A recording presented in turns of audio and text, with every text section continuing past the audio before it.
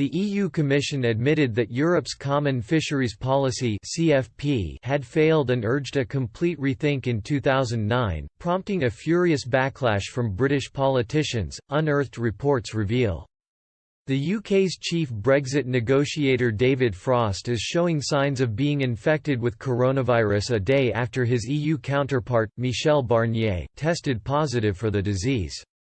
Number 10 confirmed Mr. Frost is now self-isolating. Despite the coronavirus pandemic derailing face-to-face negotiations, the Prime Minister's official spokesman said Brexit talks with the EU are expected to continue in the upcoming days.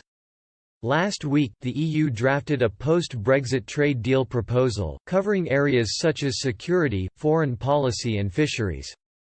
The 441-page draft legal text was sent to the 27 EU states, ahead of being presented to the UK next week.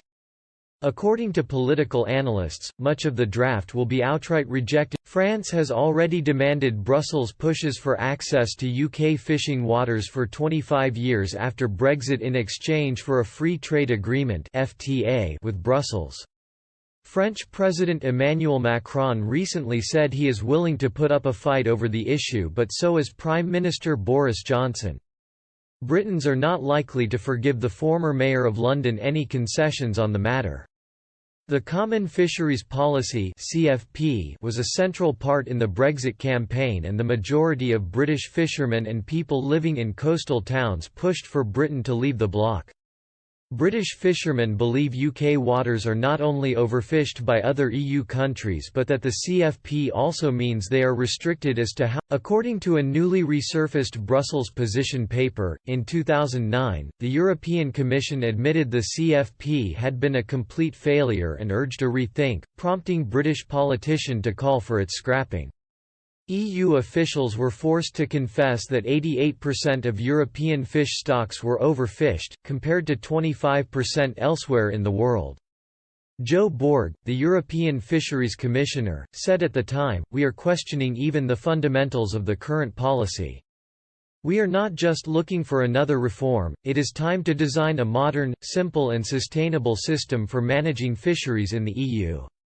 Struan Stevenson, a former Scottish Conservative MEP and fisheries spokesman in the European Parliament, called for fishing policy to be decentralised.